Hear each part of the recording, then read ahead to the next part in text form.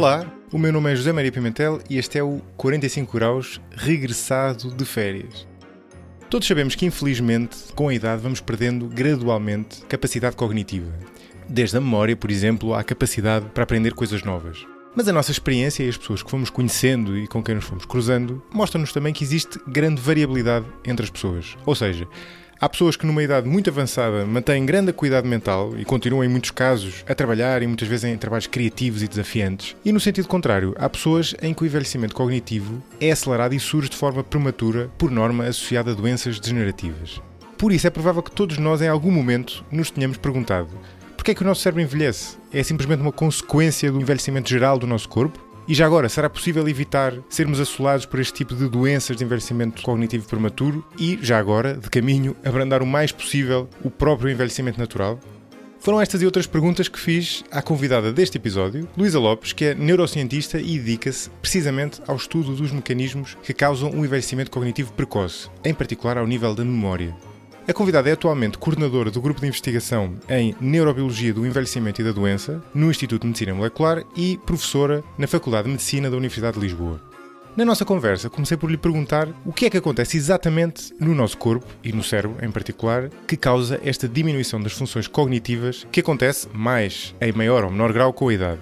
Falámos por isso dos neurónios, as células fundamentais do cérebro, e também de dendrites, que são o imenso conjunto de ramos que liga um neurónio aos outros neurónios, permitindo-lhe receber informação destes, e ainda de sinapses, que são a ponta desses ramos, das dendrites, onde ocorre, através dos neurotransmissores, a transferência de informação do neurónio para o outro neurónio e que permite, no fundo, que todo o nosso cérebro funcione e que pensemos para além do funcionamento do próprio sistema nervoso, em geral. Mas isto é o que acontece a nível biológico, molecular. Também é importante saber, e falámos sobre isso, que hábitos de vida é que devemos ter para tentar retardar este processo. E aí falámos da importância de dormir bem, de fazer exercício, de comer bem, de manter a mente ativa, tudo isto é mais ou menos óbvio, mas também um que é menos óbvio, socializar.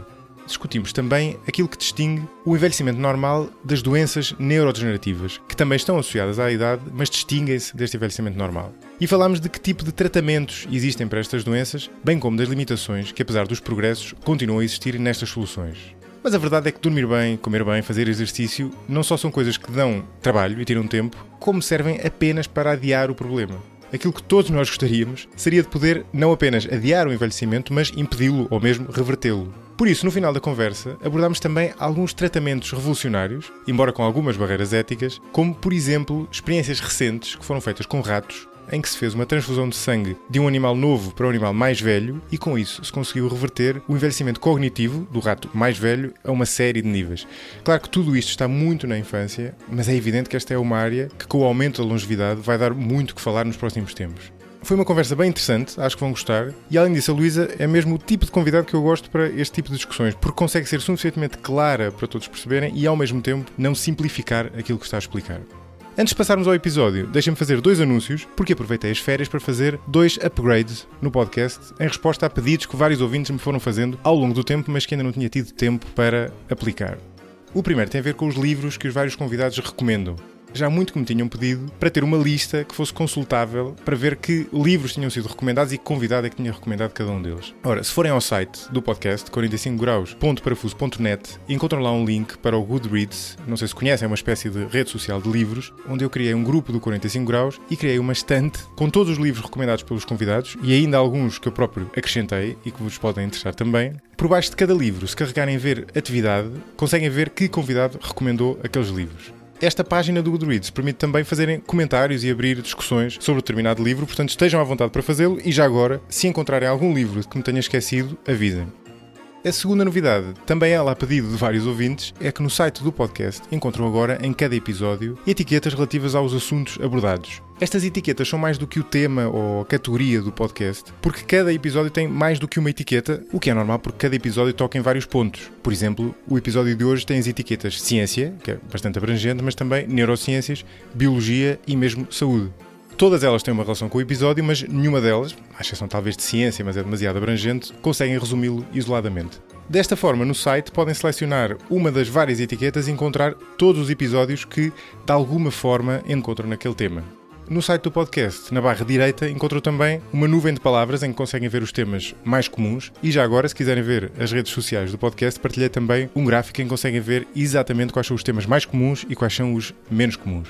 De resto, como já perceberam, mais tarde ou mais cedo as vossas boas sugestões são acatadas, portanto deixo o repto, se tiverem mais sugestões deste tipo que possam melhorar o podcast e torná-lo mais útil para os ouvintes, estejam à vontade e partilhem comigo. Finalmente, antes de passar para o episódio de hoje, tenho de agradecer aos novos mecenas do 45 Graus, e com esta pausa para férias são muitos, felizmente. Um grande obrigado por isso ao Tiago Gonçalves, muito obrigado também ao Carlos Nobre, e agradeço também ao Carlos Branco, Francisco Seabra, ao Luís Gomes, ao Ricardo Bernardino, ao Armindo Martins, à Maria Rita Bourbon, ao Alexandre Alves, ao Paulo Barros, ao António Oliveira, ainda não acabou, ao Carlos Castro e, last but not least, ao David Palhota. E com isto, agora é que vos deixo mesmo com o episódio com Luísa Lopes sobre a neurociência do envelhecimento. Espero que gostem.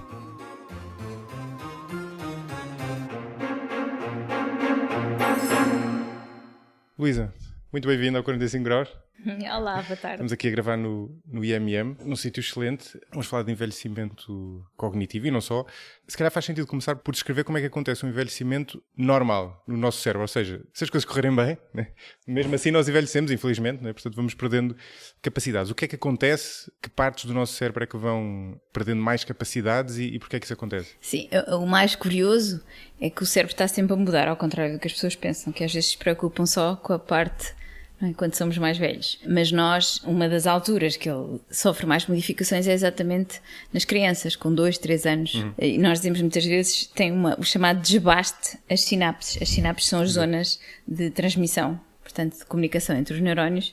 E as crianças, por isso é que elas são assim muito desajeitadas, não é?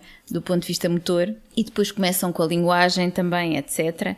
E é nessa altura que se dá uma especialização. E essa é uma altura, eu acho sempre fascinante, porque é assim, não é em vão que nós dizemos que as crianças, o que fica impresso nessa fase é super importante. E eu estou a dizer isto porque falámos de crianças antes de começar. Um bocadinho. E é uma coisa que as pessoas às vezes esquecem, que o cérebro é sempre dinâmico e não só mais tarde. Depois outra fase muito interessante é a adolescência, que é quando a zona pré-frontal, chamada a zona pré-frontal executiva da censura, o que nós chamamos a maturidade do autocontrole, fica desenvolvida. E não é digamos que não é coincidência, por isso é que nos Estados Unidos começam a beber álcool aos 21. A impulsividade é até essa altura, e nós dizemos também que os soldados, não recrutamos soldados aos 25 anos, recrutamos aos 18.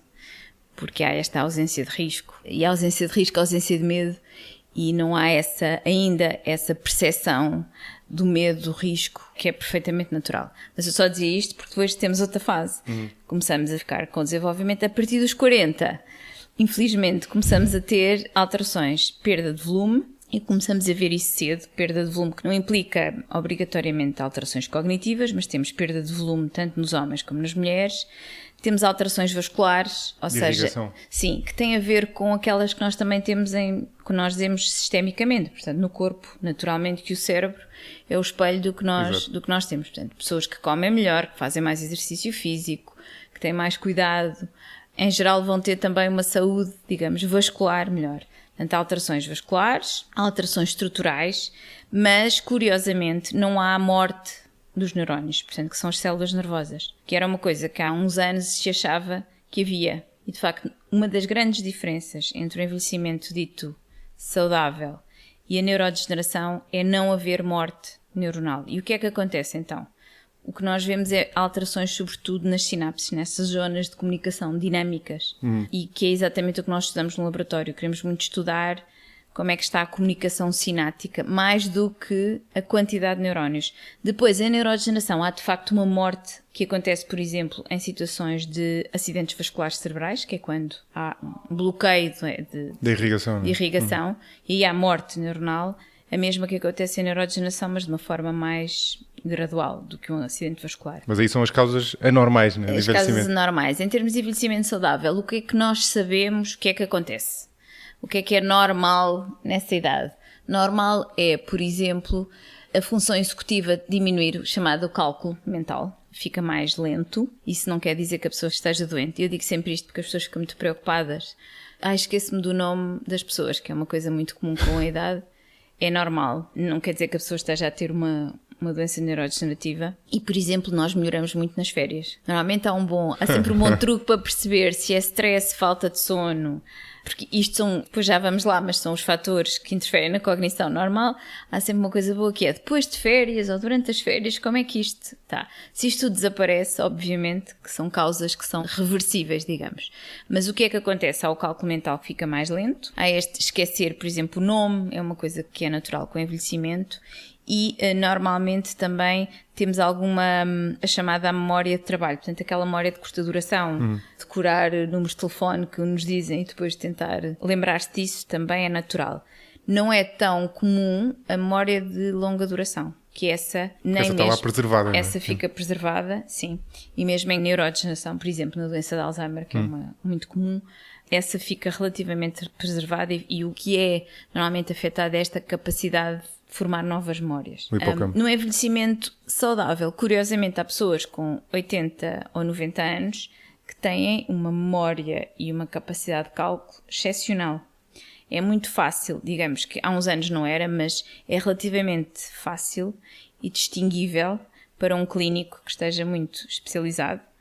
Nós fazemos investigação pré-clínica, mas trabalhamos com muitos clínicos, eles são muito hábeis a distinguir entre o que é um envelhecimento saudável, o que são as alterações cognitivas naturais que se devem esperar de um cérebro de 80 anos, quando comparamos com o de 40, com uma doença neurodegenerativa, que normalmente é o maior medo que as pessoas têm, mas é fácil distinguir. Mas tu estavas a sugerir, desculpa, que há pessoas que não têm esse envelhecimento, não é? Exatamente, e essa é outra fonte de investigação muito interessante, que é o que é que está por trás, o que nós chamamos de vulnerabilidade cognitiva ou suscetibilidade cognitiva em indivíduos saudáveis. Ou seja, em ausência de doença, mesmo assim, há pessoas que aos 80 têm uma capacidade muito mais intacta do que outras. E há vários estudos a tentar perceber isto. Portanto, tudo no contexto do envelhecimento saudável. Perceber, por exemplo, com técnicas de ressonância magnética funcional, que agora estão muito... Toda a gente quase ouviu falar, em que, no fundo, o que nós conseguimos é medir o funcionamento cerebral enquanto as pessoas estão a fazer uma tarefa. E para isso usamos várias medidas, mas normalmente medimos a glucose ou medimos o fluxo sanguíneo, que são marcadores de funcionamento, exato, não é? Sim. E conseguimos medir enquanto as pessoas estão a decorar listas ou a fazer cálculos. E ou seja, a lógica, desculpa, é que se os neurónios estiverem a funcionar, as sinapses precisam de ser alimentados, não é? Exatamente. E portanto precisam de sangue e de glucose. Exatamente. Aqueles que estão a ser mais ativos na altura consomem mais oxigênio, têm mais fluxo sanguíneo. É esse o princípio base, assim, de uma forma simples. E nós, há muitos estudos agora usando essa técnica que são fascinantes porque permitem-nos pela primeira vez olhar para o cérebro em funcionamento. Até então fazíamos aquelas imagens, por exemplo, das TACs ou das ressonâncias, que eram estáticas, não havia este conceito dinâmico, não era estrutura, víamos as estruturas. Agora vemos as estruturas em funcionamento, que eu acho fantástico, e é olhar para isto e ver o que é que acontece é algo de fascinante. O que é que nós sabemos? Sabemos que de facto há esta diferença entre as pessoas. Duas pessoas saudáveis, uma consegue ser muito mais resistente ao déficit cognitivo e outras não. Não sabemos porquê. Tem sido alvo de grandes estudos. É uma das coisas que nós também estamos a fazer em laboratório. Depois podemos falar um bocadinho sobre isso. Mas não sabemos porquê é que isto acontece. Não tem a ver normalmente com fatores genéticos. Pode acontecer na mesma família com pessoas diferentes. Não tem a ver com fatores ambientais. Sabemos que tem a ver com, por exemplo, a educação. Sabemos que a educação... Exato. O facto da pessoa ter um nível educativo mais alto, digamos que contribui para o que chamamos a reserva cognitiva. Não quer dizer que as pessoas percam as capacidades mais lentamente, significa que têm outros recursos a nível cerebral, que é muito interessante também ver. Nós sabemos que pessoas com um nível educacional mais elevado têm essa capacidade, conseguem ter outros recursos, no fundo, para a mesma tarefa. Imaginemos, temos que escrever um nome ou usam recursos que permitem compensar para essa perda que acontece com a vida. E usam-nos melhor. Sim. E, portanto, conseguimos perceber mais tarde, ou seja, o resultado final significa que é mais lenta o resultado da perda cognitiva. Não quer dizer que ela não existe. Significa que a pessoa usa outra forma de estratégia. Certo. Não, e o cérebro faz... Mesmo neurofisiologicamente faz muito isso, não é? Vai compensando, nós vamos envelhecendo e começa a haver uma compensação entre zonas diferentes. Não é? Exatamente, por exemplo, quando a pessoa perde a função de um dos lados é o que acontece, quando as pessoas fazem fisioterapia, não é? Ou terapia da fala, ou etc, o que acontece é isso, temos uma zona que morre e a outra que vai fazer essa função, e o cérebro nisso é fantástico.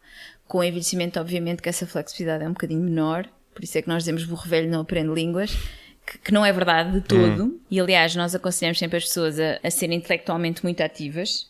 Não significa que alguém que seja caixa de supermercado vá fazer física teórica, mas pode, por exemplo, continuar a fazer os puzzles ou as palavras cruzadas ou coisas que fazia, e quem fosse físico teórico se calhar convém continuar a fazer os cálculos.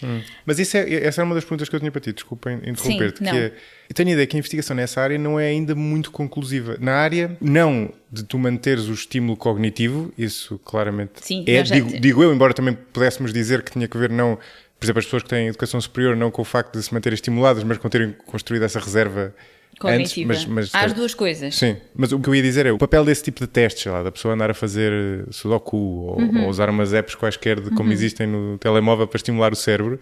Eu tenho ideia que aí a investigação não é tão conclusiva, não é? Se aquilo te permite ou não, neste caso, manter o cérebro em forma, se quiser. Há agora vários estudos mais recentes com envelhecimento. Esses estudos, a maioria deles são feitos em neurodegeneração, em casos de demência e não tanto no envelhecimento saudável. Claro. É o normal também, não é? Sim, porque são onde conseguimos ter fundos para financiar. Mas há estudos muito curiosos na Suécia, na Dinamarca, nos países escandinavos, que ao contrário de usar fármacos, digamos, drogas que são sintetizadas e são dadas às pessoas, tentou fazer o que nós chamamos uma abordagem multidisciplinar, que era, durante 2 anos, pessoas que tinham o chamado déficit cognitivo ligeiro. Significa que são pessoas que já têm algum defeito cognitivo, mas ainda não têm demência diagnosticada. Portanto, é uma fase muito precoce, mas também não são completamente saudáveis. Não sei se me consegui fazer entender. Sim. Ainda não é uma demência diagnosticada e não sabemos se vai ser ou não. Não quer dizer que se possa prever exatamente, mas é uma fase que pode durar muitos anos e ficar assim, ou pode, em algumas pessoas, evoluir para uma neurodegeneração. O que é que acontece? Durante 5 anos essas pessoas foram seguidas e se fez-se uma abordagem, fez-se exatamente isso. Deu-se estímulo cognitivo, treino cognitivo, exercício físico, socialização, ou seja, as pessoas tinham que estar em grupo, e uma dieta saudável, que normalmente são os fatores de risco que nós também sabemos para prevenir as demências. E, curiosamente, funcionou, ou seja, no fim, os primeiros resultados saíram há uns anos e essas pessoas continuam a ser seguidas, portanto nós vamos ainda ter resultados ao fim de 10 anos e provavelmente ao fim de 15 anos e de facto os resultados foram positivos, ou seja, há uma alteração positiva que é estatisticamente significativa em melhorar ou retardar os efeitos do déficit cognitivo. Portanto, não é verdade que nós não saibamos, nós sabemos. Não quer dizer que seja A, X ou Y, porque como eu dizia, para cada pessoa a ideia que nós temos é, mais uma vez, não é com a pessoa que nunca correu a maratona que vai agora correr, não é? Sim. Agora, quem corre deve continuar a correr. Quem não faz nada, se calhar começar a andar a pé. E sabemos manter, que isso, não é? exatamente, mas sabemos que isso funciona porque pela primeira vez em 2015, e por causa da qualidade de vida que nós temos e de haver esta consciencialização para o exercício físico, que há 40 anos não havia, pela primeira vez em 2015 nós tivemos menos casos de demência diagnosticados. Ou seja, em termos absolutos foram aumentando, mas digamos, o declive diminuiu. Ou seja, e porquê? Porque a nossa geração, a minha, que é dos 40, 50, tem um estilo de vida muito mais saudável do que tinham os nossos pais e temos essa consciencialização. Isso está a mudar os hábitos e, portanto, isso funciona. Ao contrário do que se possa pensar, está a funcionar em termos epidemiológicos. Ou seja, ele tem diminuído desde 2015. Tem diminuído o declive. Portanto, significa que o número de pessoas diagnosticadas por ano, esta taxa diminuiu ligeiramente. O que significa que o que quer que estejamos a fazer em termos de hábitos de vida funciona. E isto foi um estudo, foi em vários centros, portanto foi confirmado com vários, que nós chamamos multicêntrico, em vários estudos. Sim. E isso é curioso, não só curioso, mas confirma esta ideia de que nós temos controle nisto. E o outro que eu não falei é o sono, esqueci-me, mas o sono, que é outro. Portanto, nestes havia estas cinco variáveis. Portanto, é exercício físico, alimentação, estímulo, social e sono. Sim, nós sabemos que o isolamento, por exemplo, é um fator de risco para a demência. E é uma coisa já muito comprovada neste momento. Começou-se a falar há uns anos, mas agora já é muito claro. De facto, o isolamento social aumenta o risco. Sim. E até para a própria longevidade, não é? Aquele estudo das Blue Zones. Que diz que as aldeias em que as pessoas vivem mais em comunidade, normalmente têm uma longevidade maior e conseguem ter um envelhecimento saudável, não é? São as duas coisas, não é? Sim. Que é curioso, não é? O caso do sono é engraçado, que eu Tenho dito isso várias vezes recentemente, quer dizer, nos últimos anos. Porque hoje em dia fala-se muito do sono e da necessidade de dormir e dos efeitos negativos da falta de sono, e depois a pessoa tem filhos. E quando tens filhos, tu, desse ponto de vista, estás a fazer muitas vezes as piores coisas, não é? Sim. Claro que é por um bem Mas maior, mas é agudo. Normalmente não há grande problema porque é uma fase aguda da vida, digamos. Achas os problemas que não... são os problemas crónicos de sono. Sim. É assim, ter filhos, as pessoas sempre tiveram filhos, não é? E há milhares de anos que as pessoas têm filhos e que eram pequeninos e precisam ser alimentados de 3 em 3 horas. A questão aqui tem a ver com não só nós dormirmos pouco no resto da vida, dormirmos mal e não termos hábitos que nós chamamos de higiene de sono. Sim. Portugal é um péssimo exemplo. Pois, também tenho ideia disso, sim. Nós vamos para a cama muito tarde, dormimos muito poucas horas, com filhos ou sem filhos. Com filhos ainda com cuidado, devíamos ter maior cuidado e claro que obviamente que há pessoas que não têm opção. Depende do trabalho que a pessoa tem e há pessoas que têm que se levantar muito cedo e que têm que se deitar muito tarde. Mas mesmo as que têm a opção não a escolhem. E há algum tempo saiu um livro muito interessante que dizia que não tomar conta do sono dos nossos filhos é tão negligente como não lhes dar comida. E eu concordo inteiramente. É uma herança que nós deixamos aos filhos e que muitas vezes, e nós nas escolas consciencializamos muito para isto, para esta importância do sono na fase de desenvolvimento, que é crucial, e que algumas da irritabilidade das crianças, da impaciência, etc., na escola, têm a ver com exatamente precisarem dormir. E falámos com muitos professores e é geral eles dizerem, às vezes eles só precisam de 20 minutos de sesta e muda. Nós sabemos bem, quem tem filhos percebe, sabe, quando eles ficam super irritados e se tiverem uma bela sesta, parecem outras crianças. Não, eu acho que o difícil aí é quando o teu filho está a dormir menos do que devia, tu não percebes que é isso que está a causar essa irritabilidade. Sim, é verdade, é verdade. Mas também as crianças têm várias fases de desenvolvimento que também são normais. Sim. Que é quando estão a desenvolver a linguagem, dormem menos, por exemplo, depois têm mais pesadelos. É muito interessante esta fase de desenvolvimento porque eles de facto, por exemplo, às vezes a linguagem está a desenvolver-se assim estrondosamente e nós dizemos o que é que se passa todos os dias, tem coisas novas e a parte motora retarda, depois é ao contrário. Isso é tudo normal e por isso é que muitas vezes nem se deve comparar o desenvolvimento das crianças, ou seja, claro que sim, há uns certos parâmetros que as pessoas do desenvolvimento sabem, mas não se deve comparar um a um, porque as crianças têm alguma variabilidade que é normal e que também é interessante. E o sono, mesmo o sono, sofre alterações. Portanto, quem tem filhos sabe muito bem que eles têm as fases dos pesadelos, depois têm as fases que estão super agitados. Normalmente isso acontece com uma fase muito grande do desenvolvimento, seja da linguagem, seja motora, quando começa uma coisa nova na escola. E quem estiver atento, isso é normal, é comum. O nosso sono é um bocadinho menos porque eles têm uma resistência muito maior que a nossa. Mas em termos, o que eu dizia, para concluir, em termos agudos não faz mal se tivermos problemas de sono numa fase aguda da vida. Problemas crónicos de sono são claramente um fator de risco. Ok, é bom para saber. A neurodegeneração. Sim, eu sei que às vezes é assustador, sobretudo para as pessoas que trabalham por turnos, mas há vários estudos que mostram que sobretudo os turnos rotativos, quem na vida tem aqueles turnos rotativos, como as enfermeiras, por exemplo, o pessoal de tráfego aéreo, não é? Que muitas vezes, sobretudo os que fazem de longo curso e que têm que se adaptar e têm que mudar o ritmo de sono, pode ser um fator de risco, em alguns deles. Não toda a gente, mas é um fator de risco. Mas é engraçado, olhando para estes fatores que tu elencaste há bocadinho... Parece sobretudo, fácil, é isso? Não, parece relativamente fácil, mas depois na prática não é, porque o dia só tem 24 horas, mas com sono, exercício físico, alimentação, até a questão da socialização... Isto são basicamente os mesmos fatores que são recomendados para a própria longevidade, do ponto de vista mais abrangente, não é? A longevidade do nosso corpo. O que gera uma pergunta interessante, que é o que é que do ponto de vista fundamental está a acontecer aqui, não é? O que é que isto está a provocar? O que é que o exercício físico, o sono, a alimentação, a socialização, a parte do estímulo, se calhar mais evidente, não é? Agora, estes 4 que são mais sistémicos, o que é que eles estão a provocar? O que é que sabe em relação a isso? Ou tens algum palpite? Quer dizer, tem que ver com a acumulação de proteínas, tem que ver com a irrigação, tem que ver... Há várias teorias, não é? E cada vez tem havido mais teorias. A primeira coisa importante é perceber que o envelhecimento é sistémico, de facto. Portanto, o envelhecimento do cérebro... Não há cérebros jovens em corpos maltratados e vice-versa, não é? Portanto, esta ideia às vezes que as pessoas têm de separar as diferentes componentes é errada, a meu ver. Portanto, isto é um problema sistémico e, obviamente, que uma pessoa que mantenha um organismo mais saudável está a contribuir para que o seu cérebro seja mais saudável. Primeira coisa.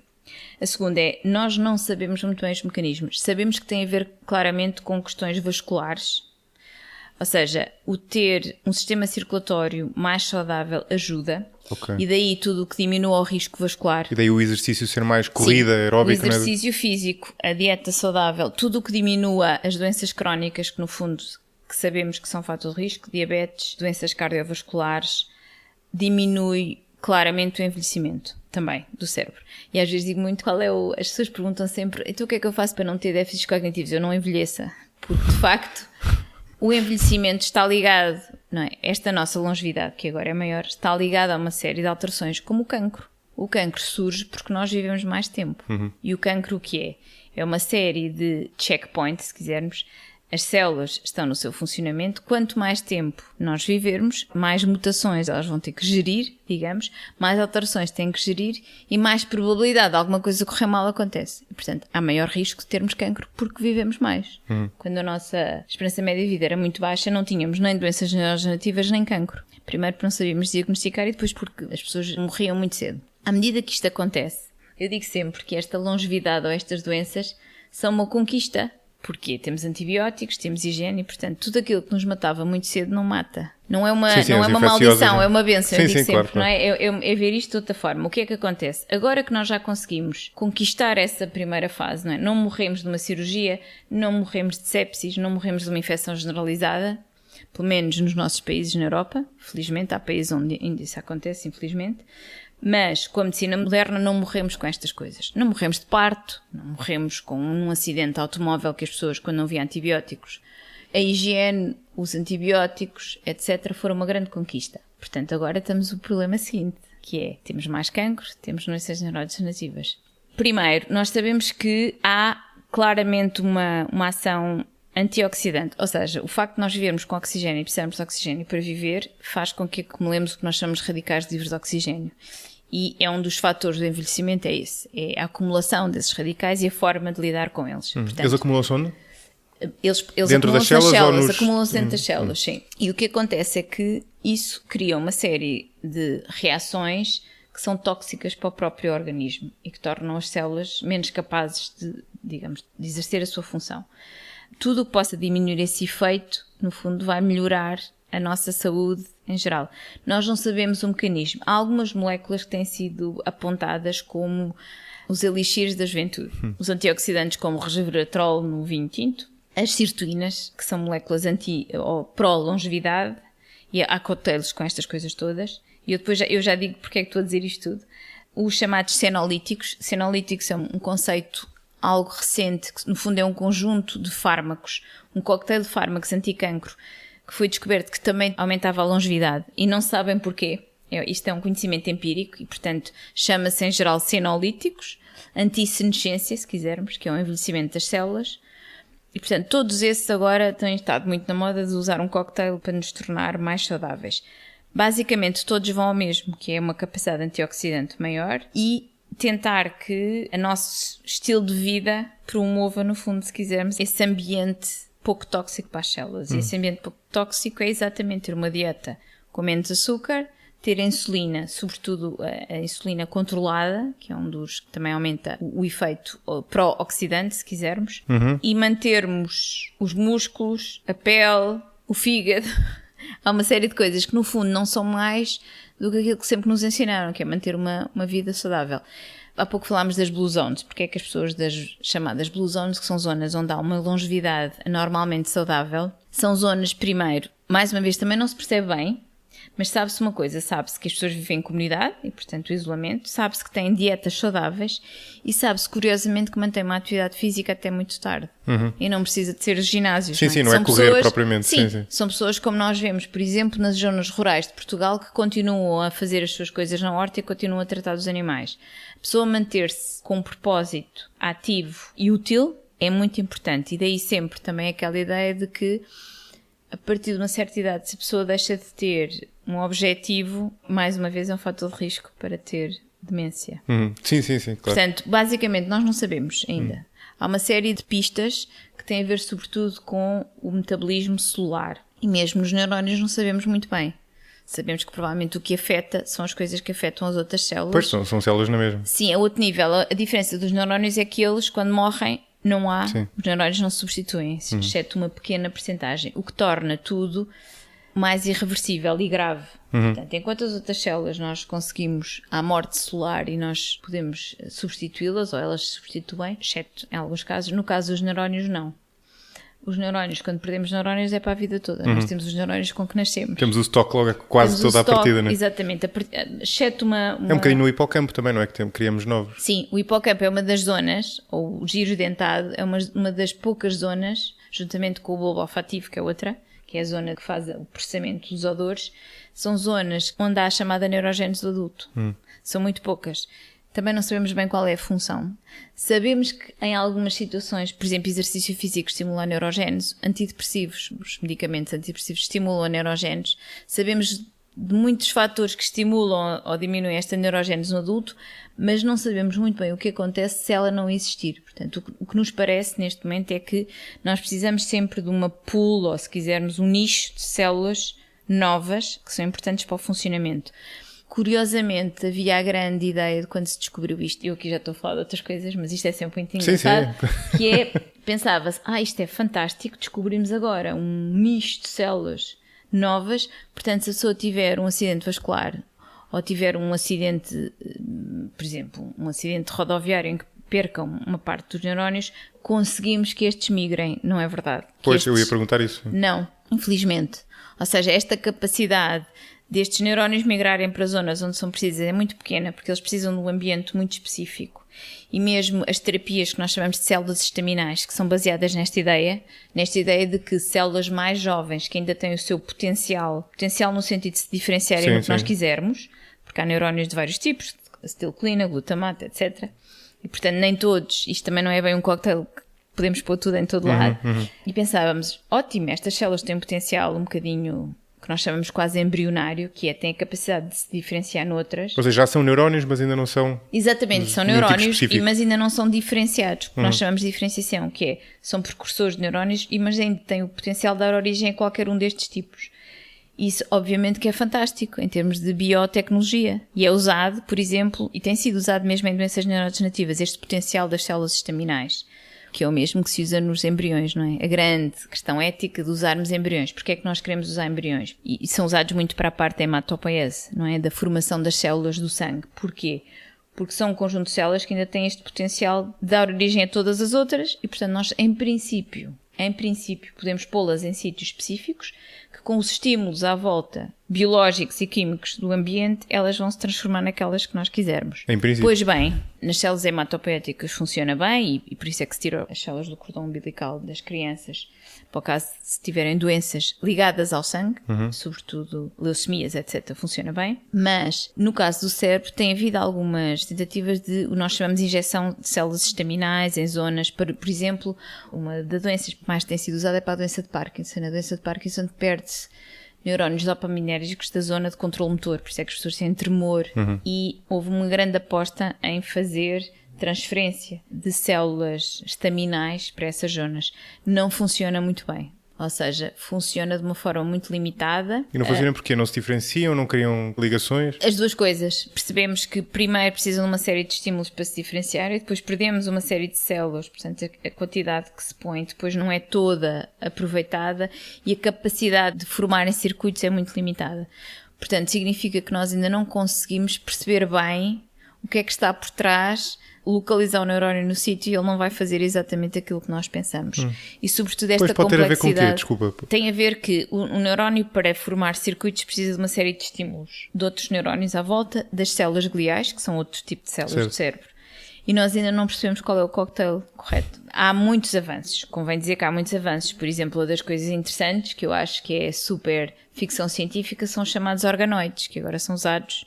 No fundo é nós... Numa placa de Petri, conseguimos construir um mini brain, os chamados mini brains, portanto um cérebro em pequenino. E isto tem a ver com o conhecimento que já temos como é que funciona, de uma série de células fazerem um circuito. Já conseguimos fazer, mas ainda não temos o cocktail, ou seja, ainda não temos a receita completa para conseguir fazer um cérebro fora do cérebro. Conseguir fazer um circuito fora do circuito. E esta é a grande dificuldade. E que ingredientes é que fazem parte dessa receita? São só os neurónios e desculpa, agora esqueci-me das outras células. Das gliais? Ou seja, o que é que... Porque eu contribui? Eu estou a perguntar porque isto... Se fosse uma receita, não é? Falando a nível superficial, são só células, mas na verdade tens muito mais do que células, não é? Tens proteínas, tens uma série... Tens o espaço intercelular, não sei se é relevante para este caso, mas... Ou seja, essa receita eu imagino que possa ter mais ingredientes. Sim, tem imensos ingredientes. Primeiro, tem ingredientes de sinais genéticos, portanto, fatores de transcrição que modulam genes. Portanto, temos que juntar fatores de transcrição específicos. Depois temos que juntar o que nós chamamos de fatores neurotróficos. São proteínas muito específicas que servem de suporte aos neurónios, como se fosse um alimento, mas de suporte para eles crescerem, para eles formarem circuitos. Depois temos uma série de coisas que são as normais, glucose, oxigênio, etc. Exato. Que é o Eu ainda estava a falar disso, exatamente. Exato. Depois temos a configuração das células, até a densidade das células é importante. Por exemplo, só para dar uma ideia, isto para quem gostar muito disto, se nós crescermos neurónios sozinhos numa placa, eles morrem rapidamente. Eles precisam de uma certa densidade das tais células gliais, porque as células gliais eram há pouco tempo consideradas só células de suporte metabólico e, portanto, que forneciam oxigênio, glucose, etc. Mas nós sabemos agora que elas próprias fazem parte do circuito. Okay. São parte importante do circuito, que é um conceito muito recente. Portanto, nós não podemos fazer uma sinapse completa sem tudo. E esta ideia muito simplista, os cientistas tentam fazer modelos simples, porque senão nunca vamos conseguir, se for tudo muito complexo, nunca conseguimos ir de pergunta em pergunta. Mas às vezes simplificamos demais e foi o que percebemos, não é? E tivemos que voltar um bocadinho atrás e perceber como é que isto funciona. Ainda há muita coisa a perceber. Outra coisa fascinante no cérebro, e eu digo isto muitas vezes, é que não é como o fígado, não é? Que todas as células são iguais, nós tiramos uma parte do fígado e o fígado tem uma capacidade de regeneração. No cérebro, embora pareça uma massa uniforme de fora, tem circuitos que são todos diferentes, primeiro. Tem circuitos que nós não sabemos bem o que é que os leva a formarem-se desta maneira e não de outra. E embora todas as células sejam parecidas e nós consigamos perceber exatamente o que é um neurónio ou uma célula glial, dentro dos neurónios temos neurónios com várias formações. E nós sabemos mais ou menos, temos algumas ideia de como é que eles migram, sobretudo a zona cortical, é esta zona mais superficial do córtex, que é responsável pelo controle motor, por exemplo, etc. Sabemos como é que é a migração, temos uma série de neurónios configurados e sabemos que eles têm que ir para a camada certa, na hora certa do desenvolvimento, mas ainda não conseguimos reproduzir isso em laboratório. Consegue-se agora, era o que eu dizia com estas novas, os organoides, que nos permitem, por exemplo, estudar doenças do desenvolvimento, são fantásticos. Há imensas doenças. Como este processo é tão complexo no desenvolvimento embrionário, não é? Quando estamos a formar um cérebro de um embrião, qualquer pequenina alteração tem um impacto enorme no circuito cerebral. Pode provocar excitabilidade a mais, excitabilidade a menos, e daí aquelas doenças chamadas de desenvolvimento, as doenças do espectro do autismo, que são muitas vezes causadas por mutações genéticas nessa fase. Por exemplo, o que é interessante, quando olhamos para um cérebro desses, ele é igual em estrutura, mas ele não é igual no seu funcionamento. Quando se olha para um cérebro que tem epilepsia, por exemplo, que é no fundo uma hiperexcitabilidade em algumas zonas, e um cérebro jovem, ele é igual em termos de estrutura. Mas só quando fazemos o chamado eletroencefalograma, que é pomos elétrodos no córtex e medimos os sinais, é que conseguimos ver diferenças. E daí a complexidade do cérebro, já não consegue ver. Há coisas que não se vêem, temos que as medir com sinais. E, portanto, juntando diferenças de estrutura, diferenças de sinais, é que conseguimos perceber, ou seja, juntando as informações todas. E eu dizia, no envelhecimento, depois também, além desta estrutura, no envelhecimento há mesmo alterações de estrutura que se vêm. Há uma atrofia, portanto, perdemos massa encefálica, aumentamos o que nós chamamos o espaço intraventricular, portanto, aumenta o espaço, e essas alterações de vasculatura, portanto, sobretudo os pequeninos vasos, temos alterações que têm a ver com as mesmas que temos no corpo com o envelhecimento. Portanto, essas alterações são claras. Mas, além destas, estas alterações de sinais que só conseguimos medir com elétrodos. Pois, sim. E que é mais uma camada de complexidade. Quando eu digo isto, nós gostamos muito do que fazemos, não é? Gostamos muito de estudar estas coisas, mas de facto é importante ter as variáveis todas quando estamos a medir. E mais uma vez, uma estrutura às vezes estranha não corresponde a uma função diminuída. E o contrário, às vezes temos funções diminuídas que não conseguimos perceber. Exato. Sim. Podes ter os dois casos, não é? Sim. E isso é difícil. Sim. E tu dizias há bocadinho, só para fazer a ponto com aquela questão da neurogénese que falávamos há bocadinho. Tu dizias no início que no envelhecimento normal ao contrário do que se achava antes, não há morte neuronal, não é? Não. Ou não há de maneira significativa, não é? Assim, nós perdemos, como eu disse, a partir dos 40, 45, perdemos alguma massa, o volume do cérebro começa a diminuir. E eu digo sempre isto às vezes quando estamos a falar para o público em geral, as pessoas ficam a pensar, meu Deus, já tenho 40. Mas é normal, ou seja, faz parte do ciclo biológico. Há uns anos pensava-se que essa perda de estrutura ou essa perda de volume tinha a ver com morte de células, mas não tem. Tem a ver com redução da arborização dendrítica. Ou seja, nós temos como se fossem ramos de árvores. O neurónio tem um núcleo, portanto a zona do corpo celular, e depois é como se fosse uma árvore gigante, dependendo do tipo de neurónio. Sim. E o que nós percebemos é que no envelhecimento o que acontece, e sobretudo o que acontece, é a perda desses ramos, como se fosse um desbaste. E isso é suficiente para no volume total haver redução. Claro que os ramos são, no fundo, o que interessa porque são as ligações. Exatamente. Mas há uns anos não havia esse conceito. Ligava-se muito ao neurónio, à célula individual, não é? Contavam-se neurónios, então se temos 40 está tudo bem. Sim. O que nós percebemos é que nós podemos ter os 40, mas se a arborização é muito reduzida, temos uma função cognitiva reduzida. Isto quando estamos a falar de zonas responsáveis pela função cognitiva, pela memória, etc., que são as que eu trabalho mais. E outra coisa, por exemplo, incrível, que eu não sei se as pessoas sabem, a maior parte não sabe, quando a pessoa está sujeita a um stress pós-traumático, há uma perda gigante e muito extrema destes ramos. E a primeira vez que isto foi visto foi nos soldados do Iraque. Os soldados, quem se lembra da guerra do Iraque, foi a primeira guerra moderna em que houve imagem, ou seja, havia imagem cerebral na altura. E, obviamente, imaginemos, tínhamos soldados com 23 anos, jovens, que tinham voltado da guerra do Iraque e que tinham sintomas de stress pós-traumático. E isso normalmente é aliado, além dos ataques de pânico, problemas de sono, etc., é aliado à deficiência cognitiva. Portanto, a pessoa... eu não sabia disso. Sim, Okay. sim. E então, obviamente, estas pessoas depois são tratadas e foram feitas TACs. Portanto, fizeram-se as imagens cerebrais. E percebeu-se que, por exemplo, o hipocampo, que é uma zona crucial na aprendizagem e memória, estava diminuído. Isto foi, na altura, um choque. Pensou-se, pronto, estas pessoas com esta idade têm uma perda irreversível de massa numa zona que é crucial, no hipocampo. Curiosamente, eles depois foram tratados, quer com psicoterapia, quer com antidepressivos, e voltaram-se a repetir estas imagens. E vimos que o hipocampo não só tinha recuperado o seu volume inicial, como em alguns casos até chamada a hipertrofia, era um bocadinho maior. Primeiro aqui percebeu-se que os antidepressivos que eles estavam a tomar aumentavam a neurogénese, e daí aquele volume ainda um bocadinho maior. E depois percebemos que, de facto, o que eles perderam não foi células, foi só a tal arborização. Isto depois foi aliado a uma série de estudos em modelos animais, não é? Em que podemos ver claramente que o stress crónico induz uma redução dendrítica gigante, mas extrema. Tão extrema que em casos como esses, por exemplo, com o 11 de setembro, em casos que há traumas muito intensos, há duas situações, ou casos de traumas muito intensos ou muito crónicos, muito prolongados no tempo, é tão grave que conseguimos ver um marcador biológico disso no cérebro, o que é impressionante. Se pensarmos bem, é impressionante em termos biológicos.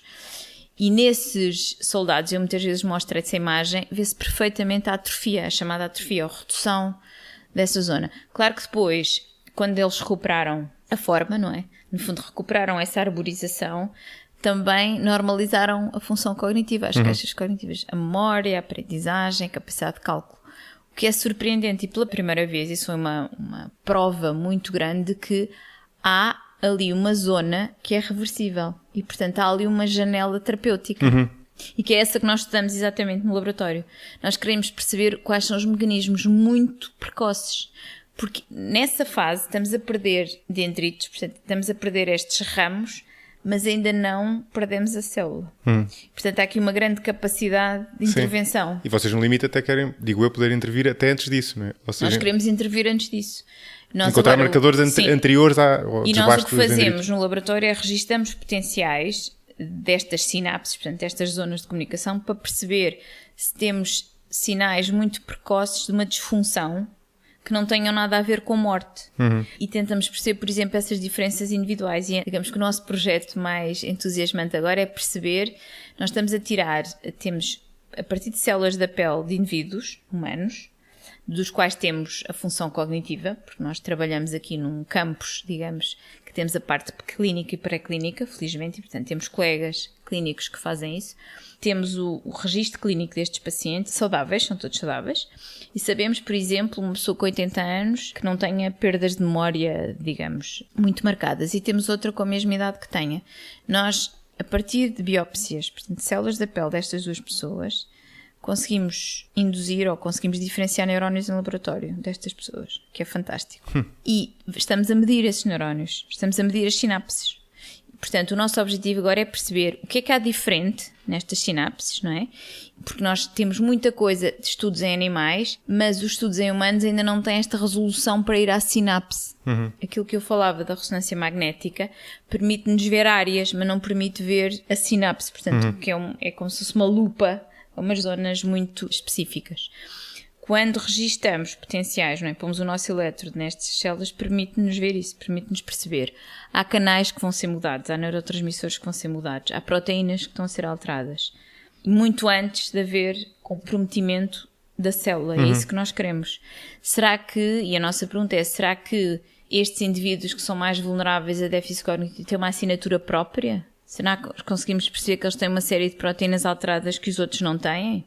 Será que nós conseguimos depois, se repusermos esses níveis? Ou se evitar, será que isso consegue? Obviamente que isto tem que ser feito primeiro em laboratório. Sim. E nestas condições controladas, não é? Não podemos, como eu digo sempre nas neurociências, a brincar, é fácil ter uma parte do fígado ou da pele, não é? Quando vamos fazer exames. Do cérebro, não.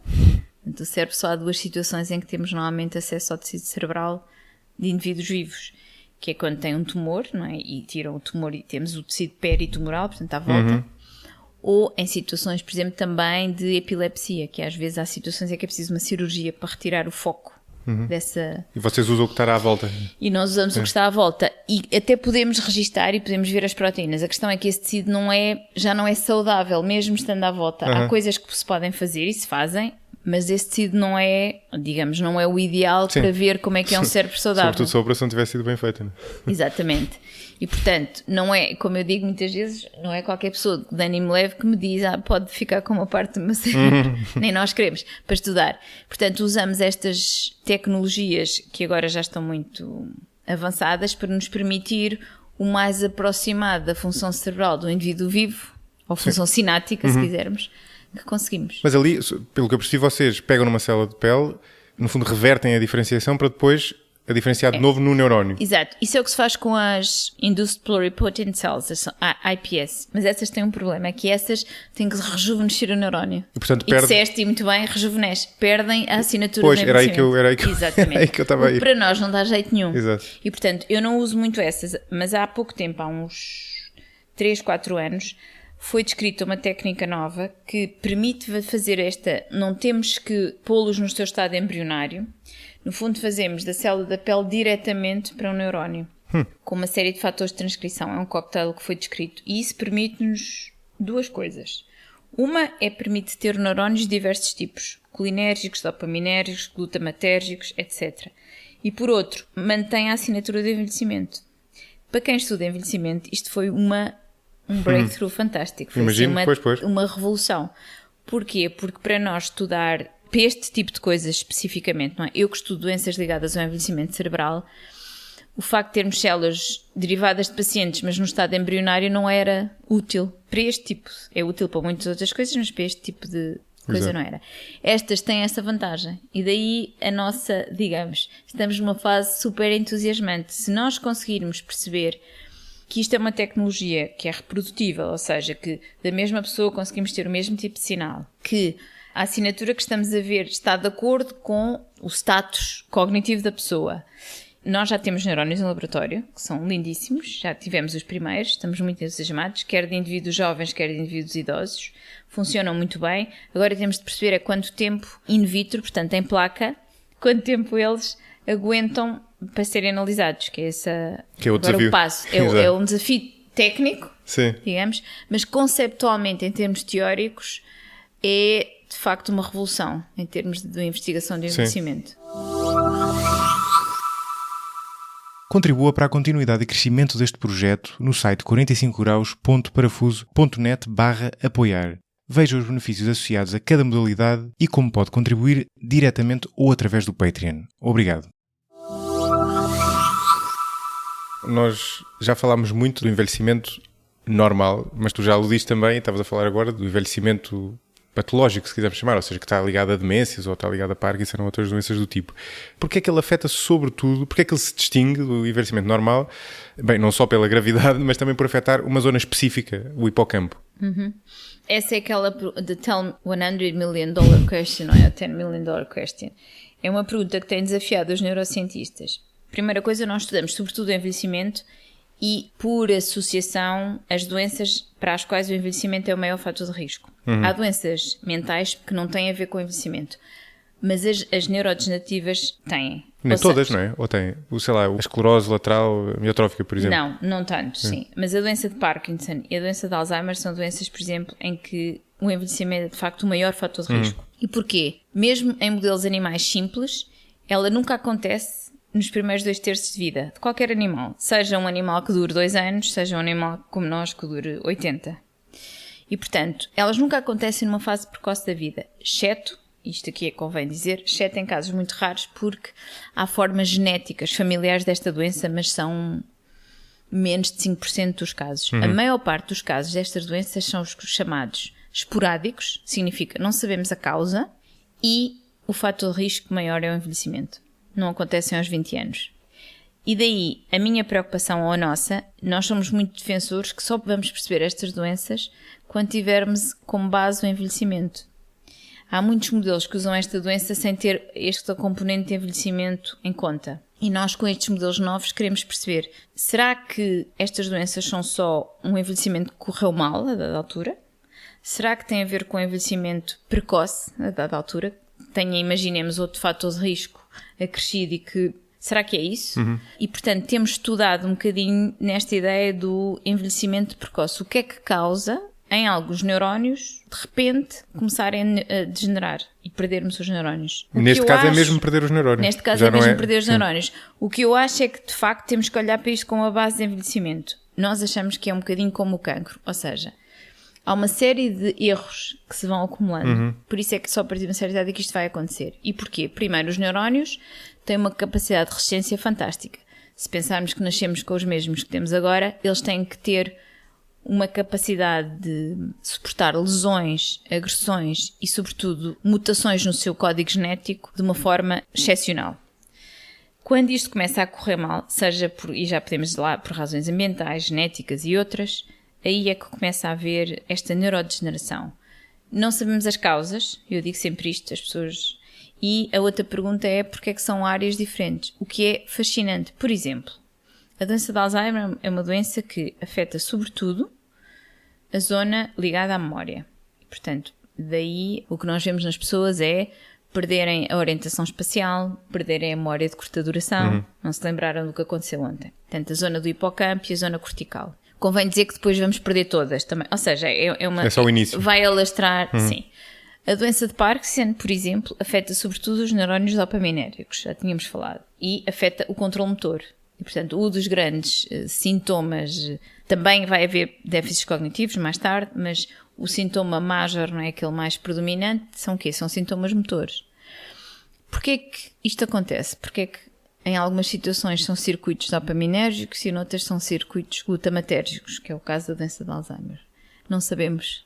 Outro dos campos de investigação muito intenso tem sido esse, tem sido tentar tirar os circuitos, tentar perceber que proteínas é que estão alteradas numas, por exemplo, e não estarão alteradas noutra, e porque é que numa doença isto acontece e na outra não. O que nós sabemos hoje é que em ambas as doenças elas depois eventualmente vão se alastrar e vão sempre ter... Tanto a doença de Alzheimer vai ter alterações motoras, como a doença de Parkinson vai ter alterações cognitivas.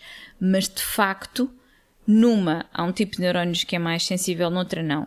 Em termos de doença de Parkinson, achamos que tem a ver com os neurónios dopaminérgicos que são mais sensíveis ao stress oxidativo, e tem sido essa a ideia, e por alguma razão que não sabemos ainda, são mais sensíveis à sinucleína. Portanto, a sinucleína é a proteína que está agregada na doença de Parkinson. Portanto, essa parece ter sido, mas exatamente a razão porque é que uma alteração nessa proteína afeta sobretudo os neurónios dopaminérgicos e não os outros, não sabemos. De facto, ainda não sabemos.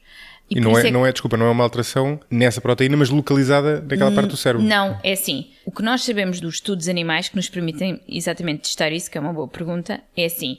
Imaginemos, nós fazemos uma mutação nessa proteína no cérebro todo e, curiosamente, continuamos a ver mais efeitos nos neurónios dopaminérgicos. Portanto, e aí as formas familiares ajudam, que são formas em que há uma mutação. Não sabemos porquê.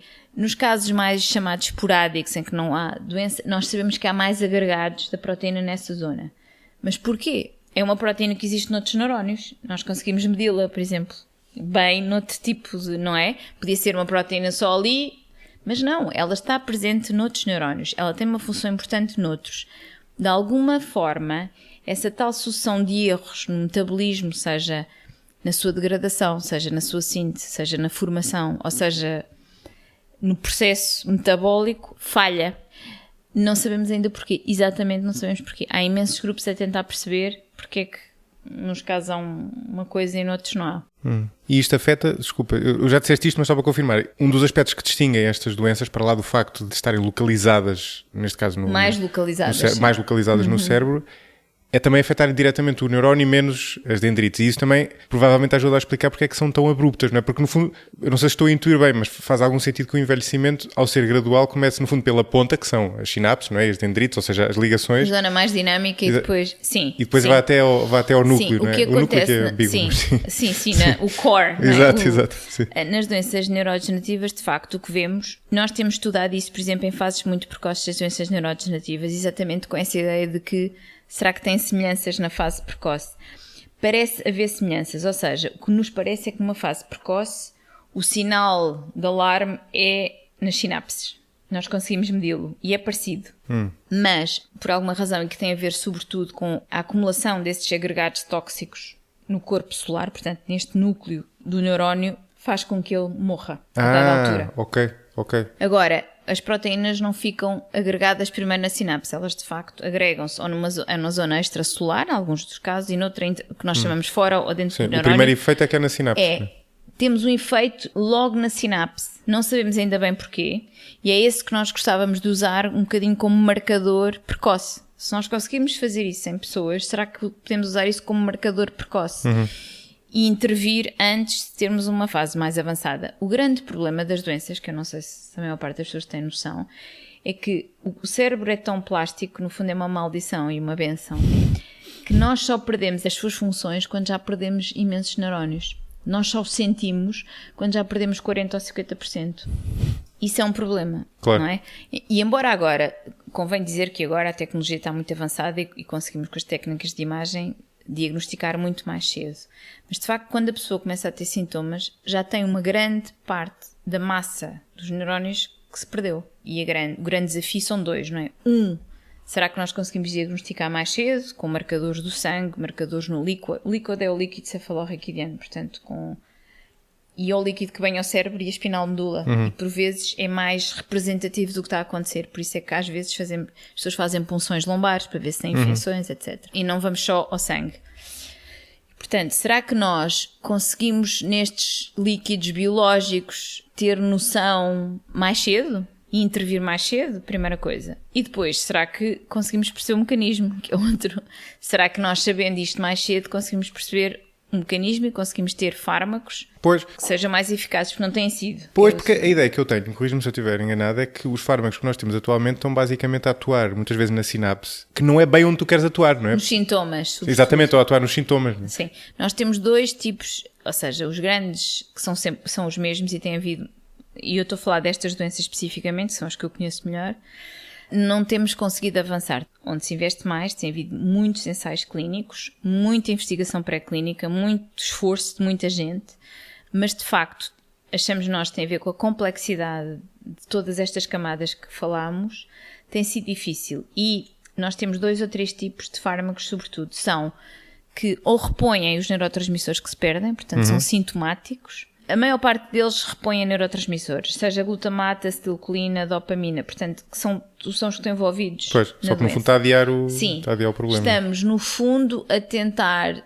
repor um bocadinho, mas não fazem aquilo que nós gostaríamos, que é atacar a causa, alterar a progressão da doença. Portanto, no fundo, o que fazem é assim, melhoram a qualidade de vida durante uns tempos, porque nós conseguimos repor os níveis, mas mesmo repondo os níveis nós não conseguimos, se tirarmos tudo, não alteramos a progressão da doença. Portanto, estar a dar o fármaco ou não é ótimo em termos de qualidade de vida e de sintomas, mas não altera a progressão. E esse é o desafio. E agora tem havido os fármacos novos, chamados os anticorpos. O que é que fazem? Aquelas proteínas tóxicas de quais falámos, a ideia revolucionária agora tem sido, e já há uns anos tem sido, se nós conseguirmos retirar esses agregados, ficamos bem. E portanto, e como é que fazemos isso? Usamos anticorpos, que são os anticorpos que se usam, por exemplo, para as vacinas, etc. E são anticorpos que reconhecem estes agregados e tiram-nos. E tem sido fantástico, eles são muito eficazes a tirar, por exemplo, os agregados de proteína beta-amiloide do cérebro, que são os característicos da doença de Alzheimer. Se nós virmos uma imagem de ressonância no doente antes e depois do anticorpo, é fantástico. Temos um clearance, que nós chamamos, uma limpeza dos agregados. Mas em termos cognitivos, quase zero. Ou seja, significa que nós conseguimos, em termos biológicos, retirar os agregados, mas não melhoramos a função cognitiva das pessoas. Porquê? Boa pergunta. Há duas teorias. Uma é que, se calhar, começámos o tratamento tarde demais, portanto, já houve esse déficit sináptico e não conseguimos intervir. E a outra é de que, se calhar, estes agregados não são a causa, são apenas, digamos, um lixo de uma causa subjacente e que são um sinal acessório. Hoje ainda não sabemos o que são. Ou seja, isso tem sido o grande desafio. Estas teorias dos péptidos tóxicos têm sido ultimamente muito discutidas. Aliás, quem tem estado com atenção nos mídias, vimos muito a grande discussão sobre o novo fármaco Alzheimer que foi aprovado nos Estados Unidos e não na Europa. Era um destes tipos, é um anticorpo. A Europa não aprovou, exatamente por isso, porque não se achou, e bem, na minha opinião, não se achou que, em termos de risco-benefício, tem algum risco associado, porque são fármacos que têm que passar a barreira hematoencefálica, portanto, a barreira que protege o cérebro. São anticorpos, estamos a dar anticorpos às pessoas, que têm alguns efeitos secundários. De facto, funcionam a retirar os agregados, mas a repercussão disso na função cognitiva é muito marginal. E, portanto, a Agência Europeia do Medicamento, que é quem, no fundo, autoriza e controla e estuda na Europa, decidiu não autorizar. Nós somos sempre mais a ver só risco do que os Estados Unidos, não é? Somos, e neste caso bem, mas acho que também somos, em algumas coisas, mais conservadores. E há outra razão na Europa que tem a ver com, nós temos sistemas nacionais de saúde que comparticipam estes medicamentos, não é? Os Estados Unidos não, é tudo privado. Significa que temos uma responsabilidade maior de estar a pagar medicamentos que são muito caros ao contribuinte e que têm muito pouco efeito nas pessoas e no fundo também criar expectativas erradas. Temos de ter uma grande responsabilidade, a meu ver, aqui científica e clínica, que é, será que faz sentido estar a apostar ou estar a pagar fármacos que são tão caros, que têm efeitos secundários que não são negligenciáveis, para ter um efeito marginal? Temos de pensar nisto tudo. Há quem ache, e nós ainda achamos, que possam aparecer alguns mais promissores. Portanto, não é? Se forem dados mais cedo, de outro tipo de natureza, e estão a ser várias, digamos, análogos destes e modificações estão a ser testadas. Mas, se formos muito honestos, não têm sido muito promissores. Sim. E tu há bocado falaste de uma coisa que me deixou intrigado, porque falaste em mutações genéticas. Nós estamos a falar de células que não se replicam, não é? Portanto, como tu dizias, são os mesmos neurónios que mantemos ao longo da vida, na melhor das hipóteses. De onde é que surgem estas mutações? Estas mutações surgem, não são mutações como no cancro, não é? Que acontecem ao longo da vida. São mutações que já existem familiares. Nos casos, quando eu disse mutações, foi porque a maior parte dos modelos que nós usamos são baseados nesses casos familiares. E não no caso esporádico, porque nós não sabemos reproduzi-los. Já percebi, ou seja, estão no genoma daquela pessoa, não são mutações daquela célula. E curiosamente, mais um argumento para que nós dizemos que o envelhecimento é que faz diferença. Mesmo com estas mutações, que são, como eu dizia, menos de 5%, as pessoas nunca têm os sintomas da doença muito cedo. Ou seja, têm mais cedo, aparecem mais cedo, mas não aparecem aos 20. Pode acontecer em alguns casos, a doença de Parkinson por vezes aparece cedo, mas mesmo assim há sempre um ciclo de vida que tem que passar até começarmos a ver efeitos. Portanto, claramente, como eu dizia, é mais um argumento a favor de que provavelmente nós precisamos de uma série de sequência de eventos acontecerem e de erros para vermos os sinais. Não é como, por exemplo, uma doença do desenvolvimento ou uma mutação metabólica, quando falta um enzima, por exemplo, que degrada a lactose, em que a pessoa, os bebés, por exemplo, quando estão na digestão, se percebe logo. Não, todas estas mutações, mesmo associadas a estas doenças, começamos a ver os efeitos mais tarde. Portanto, isto é mais um argumento a favor de que há algo que tem de se passar em termos de funcionamento. Tem de passar algum tempo, ou se quisermos uma taxa de funcionamento neuronal, para que os efeitos comecem a ser evidentes. Provavelmente vai-se acumulando algo. Exatamente. Né? E nós achamos que vamos perceber isso, que vai ser como o cancro. Nós no cancro ainda não conseguimos perceber. Há fatores de risco diretos, não é? Nós sabemos que quem fuma tem uma grande probabilidade de ter cancro do pulmão, que quem apanha escaldões tem uma grande probabilidade de ter melanoma, que são aqueles cancros nos quais há um fator de risco direto, etc. Mas ainda não sabemos a causa do cancro. Sabemos que há uma série, não é? Nós sabemos que há uma série de erros. Há uma predisposição genética que se junta a um estilo de vida, que se junta a uma vulnerabilidade específica da pessoa. Nós nem sabemos a causa evolutiva sequer, não é? Não. Bem importante quanto mais... Portanto, nós sabemos que é uma sequência de erros, não é? Há uma sequência de eventos que se cruzam e que se multiplicam e que se somam e que depois se podem multiplicar. Em algumas pessoas podem acontecer a vida toda e nunca chegar a ter cancro, porque provavelmente não têm a mesma vulnerabilidade, e noutras acontece. E as pessoas dizem, grande azar aquela pessoa, não é? Mesmo na mesma família. E, portanto, nós achamos que a doença neurodegenerativa vai ser assim. Não vamos conseguir ter um medicamento milagre, provavelmente, mas é uma sequência de eventos e de erros que leva a este fenótipo, a este resultado cerebral. E, portanto, mais multifatorial. E o facto destes novos estudos nos mostrarem que se nós fizermos exercício físico, isolamento social, etc., temos algum benefício, é mais um argumento a favor disso. Nós é que não gostamos. É mais fácil para nós tomar um medicamento. Não é? Sim. E isto pode ter alguma coisa a ver com a irrigação também, ou seja, com a perda de irrigação? Porque eu sei que o sangue também tem um papel na limpeza dessas proteínas, desses detritos, não é? O que nós sabemos tem havido vários estudos com o sono, muito importante, e há estudos recentes que mostram que o sono retemperador, portanto, o sono em que passamos pelos 4 estados do sono que são necessários, aumenta esta limpeza, chamada clearance destes agregados, de alguma forma, e o sono provavelmente tem mais a ver com a atividade cerebral do que com a perfusão. Ou seja, nós numa situação de sono diminuímos imenso a atividade cerebral. Nós sabemos hoje que serve não só para processar e para consolidar algumas memórias, mas também serve, no fundo, um reset, não é, da função. E nessa fase do sono há, obviamente que tem a ver com a circulação, mas tem a ver com a barreira hematoencefálica, não é? Que no fundo nos protege dos agentes externos, mas também ajuda na limpeza de tudo o que são detritos resultantes do funcionamento neuronal. Exato. Portanto, o sono é importante nisso. Nós não lhe chamamos perfusão exatamente, mas tem a ver com isso. Também tem a ver com perfusão. Portanto, de alguma forma, o sono é crucial neste processo, se quisermos, de hemodinâmico, não é? De limpeza do sistema. Sim.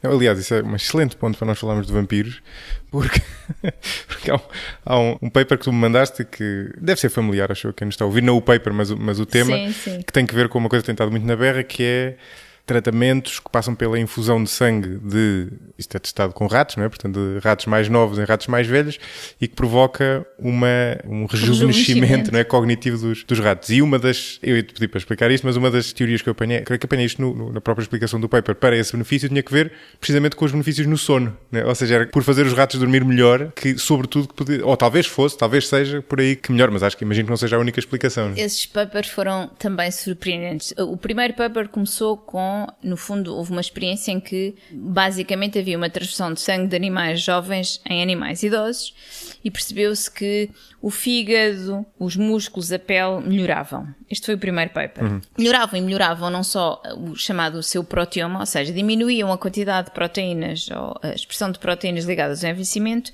e aumentavam aquelas que são normalmente associadas à juventude. E estruturalmente, as células, etc., havia uma melhoria em geral. E depois fez-se um segundo, isto foi uma grande revolução, primeiro porque não se percebia porquê. Ou seja, é um conjunto de fatores solúveis do sangue. Depois percebeu-se que não tinha a ver com as células de sangue elas próprias, portanto isso foi um passo sequente, ou seja, há uma série de fatores que não têm a ver com as células. Se nós dermos só a parte que nós chamamos solúvel, portanto sem as células de sangue, e só o que é solúvel também funciona.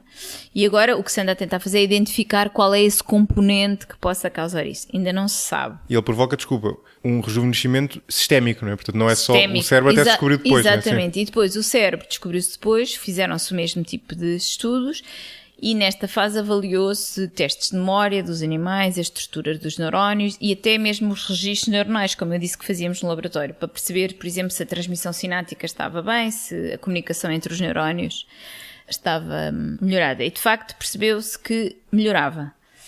Não sabe o mecanismo. Nós, na altura, eu lembro-me que nos pediram imenso para comentar estes papers, obviamente que gerou um grande interesse por parte das pessoas. E de pessoas com dinheiro. E de pessoas com dinheiro. Gerou aquela ideia que eu dizia, eu muitas vezes tenho muito cuidado a falar disso porque acho mais uma vez uma responsabilidade enorme. No fundo estamos a dar a ideia de que, ok, então eu posso pagar a pessoas com 20 anos e fazer transfusões periódicas para eu ficar novo, não é? O elixir da juventude à custa do... Por isso é que eu dizia que é esta ideia do vampiro, não é? De alguém que usa jovens no pico da sua idade e lhes retira o sangue periodicamente, que é um bocadinho esta ideia do vampiro, não é?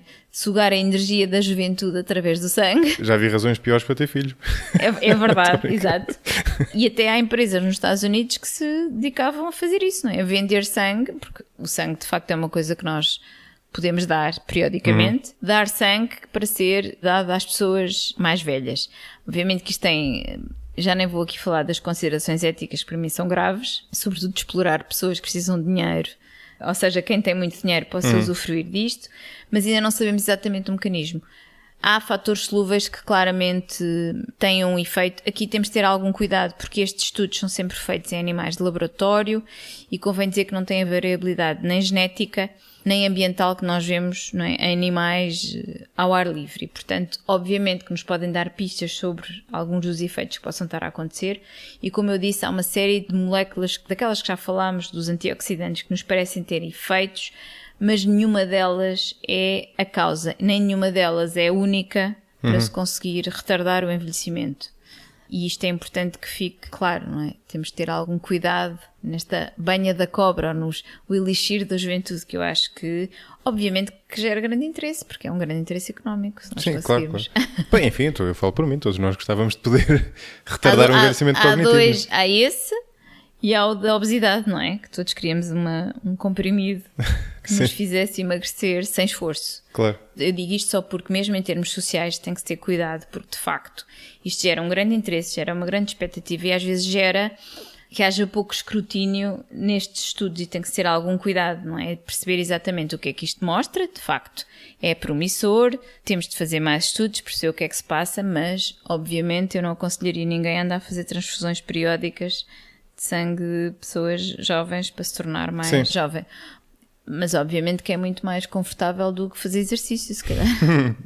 Eu acho que há aqui duas questões. Uma é perceber exatamente porque é que isto funciona, admitindo que funciona, e a outra tem que ver com os riscos que isto pode ter que não estão... Exatamente. Não são ainda claros, não é? Sim, eu acho que sobretudo pode-nos dar pistas de que forma é que as células, não é? Quais são os fatores que as células precisam ou que estão a ser modificados neste processo. Isso vai ser importante para a ciência, naturalmente. Isto afetava, naquela experiência, afetava sobretudo precisamente o hipocampo, não é? O hipocampo normalmente também é o que é mais estudado, digamos. Porquê? Porque é uma área cerebral a partir da qual é muito fácil registar. Nós vemos muito bem os neurónios, as sinapses, digamos, o circuito é muito... É uma zona da qual tem um circuito sináptico... É circunscrita, não é? Uma zona relativamente pequena.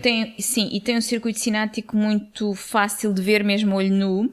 E além disso, é provavelmente a zona cerebral mais estudada do mundo.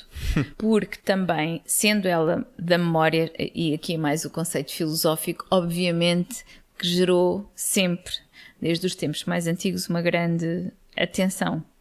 E aliás, eu não sei se sabes a história, mas o hipocampo foi implicado na memória a partir do paciente Age-M, que é muito conhecido, e o António Damasio falava muito ele, o paciente Age-M, que tinha uma epilepsia que não era curada. O hipocampo é uma zona de genes de epilepsia muito frequente e na altura o que se fazia, ainda se faz em casos muito extremos, mas é quando a pessoa não responde à medicação antiepilética, faz-se uma chamada hipocampotomia, portanto tira-se uma parte do hipocampo que está a gerar esta hiperexcitabilidade. E foi o que se fez, portanto este paciente... E ele estava a ser acompanhado e viu-se que ele, nos dias seguintes, portanto, estava tudo ótimo, a sua função, o chamada memória de trabalho, portanto, ele desenhava, escrevia, etc., mas não se lembrava, estava hoje com os médicos, amanhã já não se lembrava. E tinha-os conhecido no dia anterior, e sempre assim, consecutivamente. Depois uma equipa de neuropsicólogos na altura, e que foi um artigo muito importante nos anos 50, da Brenda Milner, chamada Brenda Milner, que o estudou e foi a primeira prova de que o hipocampo era crucial para a aprendizagem de novas memórias. E, portanto, a partir daí, toda a gente estuda, sempre que quer estudar memória, estuda o hipocampo. Há outras áreas cerebrais importantes para a memória, mas, de facto, o hipocampo para a geração de novas memórias. Geração de novas memórias, e por isso é que, por exemplo, as pessoas com doença de Alzheimer, embora tenham já um grande comprometimento do hipocampo, continuam a ter as memórias antigas, porque nós achamos que aí o hipocampo já não é tão crucial nessa fase de... Há uma espécie de transcrição, não é? O hipocampo Sim. É como se transcrevesse essas memórias para outras zonas do cérebro, não é? Para a zona cortical, Exatamente. sobretudo. E todos esses estudos permitem, os estudos de lesões, não é? Que são, infelizmente, por más razões, mas tem sido um grande fator de avanço nas neurociências, como eu dizia, como os soldados do Iraque. Sempre que há infortúnios destes e lesões, permite-nos perceber um bocadinho melhor as funções, e na altura foi isso que aconteceu. E por isso é que esse paciente é muito conhecido de todos os neurocientistas, sobretudo quem estuda o hipocampo. É como, sim, os conhecidos, é como o Phineas Gage, não é? Aquele que levou com o Phineas Gage, que esse mais então do António Damasio, Exato, que era o córtex pré-frontal, e no fundo mostrar que esta zona pré-frontal é a zona das emoções, da censura, do autocontrole. Exato. Da personalidade, não é? Daquilo que nós chamamos de personalidade. Que mudava a personalidade, não mudou mais nada, mas teve uma alteração de personalidade considerável. Sim. Esse caso tem montes de piada. Esse caso é mais um dos exemplos, não é? Infelizmente, que uma lesão é que nos ensina sobre as neurociências. Exato. Olha, Luísa, vamos terminar. Eu pergunto sempre isto, normalmente neste tipo de conversas. Há alguma coisa que eu não tenha perguntado, que não tínhamos falado, seja das neurociências, seja da vossa investigação aqui? Há uma coisa que vou ter que dizer só. Diz, claro. Que eu digo sempre e que é importante, que é sobre a cafeína. Esquecemos da cafeína, tinha prometido. Não, eu só digo isto porque acho que é uma curiosidade ao mesmo tempo, mas é baseada na evidência da ciência, que é sempre importante. A cafeína diminui o fator de risco para a doença de Alzheimer, sobretudo nas mulheres. E nós temos evidência epidemiológica disso. Portanto, 2-3 cafés por dia são suficientes. Caramba, mas porquê nas mulheres? Nas mulheres a evidência é mais forte. Não sabemos, parece não ter a ver com fatores hormonais, portanto, porque foi feita em mulheres que também tinham terapia de substituição hormonal, mas por alguma razão, nas mulheres a evidência epidemiológica é mais sólida. E depois estamos a tentar perceber porque é que isso acontece. Ainda não sabemos muito bem, mas eu só iria dizer que em termos muito gerais a cafeína é saudável, é um fármaco barato e por isso as grandes farmacêuticas normalmente não estão muito interessadas porque a patente não existe, não está disponível. Em Portugal é então ainda mais barato do que noutros. Depois há alguns efeitos secundários para pessoas que têm problemas cardíacos ou que não podem beber café, mas em geral é muito seguro. E é curiosamente o fármaco que está em ensaio clínico há mais tempo, porque imensa gente milhões de pessoas tomam café há anos e nós podemos seguir o que acontece a essas pessoas. E nós dizíamos há pouco, não é? Antes de começarmos, que eu acho que tem uma característica curiosíssima, é que as pessoas não têm que aumentar a dose para sentir os efeitos cognitivos. E há pouco tempo um grupo de investigadores portugueses da Universidade do Minho, curiosamente, publicou o primeiro grande estudo de ressonância magnética funcional a mostrar porque é que a cafeína aumentava de facto a atenção. E o que parece é que aumenta a conectividade entre algumas zonas. E por isso é que nós aumenta a concentração e a atenção e numa janela de tempo muito curta, porque ela passa muito depressa a barreira hematoencefálica, em meia hora. Exato, sim. E depois, aqueles efeitos motores que as pessoas às vezes sentem de tremor quando bebem café a mais, ao longo da vida, esses desaparecem, que é curioso. Esses efeitos começam a desaparecer. Curioso. Há uma chamada desensibilização, portanto, quem toma cafeína habitualmente deixa de sentir, mas os efeitos cognitivos, curiosamente, e quem toma café pode, no fundo, confirmar isto, empiricamente, a pessoa continua a sentir os efeitos, não é? Bebe um café e sente o aumento da concentração e da atenção. Outra coisa interessante é que mesmo nas crianças com hiperatividade e déficit de atenção, em alguns casos, não todos, porque depende um bocadinho do tipo de hiperatividade que se tem, a cafeína parece também ser eficaz e alguns neuropediatras até receitam a cafeína de uma forma empírica às crianças. E porquê? Provavelmente nós achamos que tem a ver com esta coordenação, ou seja, no fundo... Mas o que é que acontece a um nível mais fundamental? Porque é que aumenta essa interligação? O que nós sabemos, e nós publicámos agora um artigo há pouco tempo com um grupo francês, portanto foi um grande artigo internacional, o que nós fizemos aqui foi em animais, que tentámos perceber com cafeína o que é que acontecia nas regiões que tinham neurónios e não que tinham. E o que nós percebemos foi, isto pode ser uma explicação para isto, é que, por um lado, a cafeína reduz o metabolismo de todas as células que não são neuronais e aumenta... Liberta recursos, e aumenta a eficiência de todas as que são neuronais. E, portanto, nós chamamos a isto aumentar a saliência, ou seja, digamos que dirige os recursos para onde são precisos nessa altura. E isto a nível mais fundamental. Portanto, e nós sabemos que há uma série de proteínas ligadas à plasticidade sináptica, à memória, cuja expressão é aumentada em animais, a quantidade de cafeína. Nos humanos, como eu dizia, aquele estudo de função, estes estudos parecem muito concordantes, ou seja, enquanto tu a mais nível fundamental o que é que se passa, e o que é que se passa, sobretudo, aumenta também a transcrição de genes ligados à memória. Por isso, de alguma forma, liberta recursos para a área da memória e da atenção.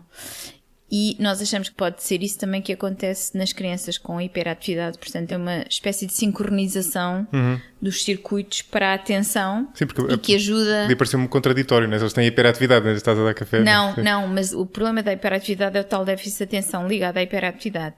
A cafeína foca a atenção. Portanto, é uma das coisas que as pessoas que bebem café muitas vezes dizem, não é? Há um aumento de concentração.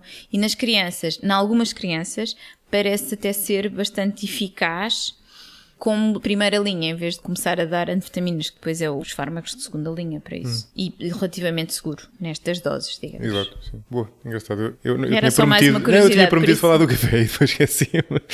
Fizeste muito bem. Olha, livro. Eu não sei qual é, portanto...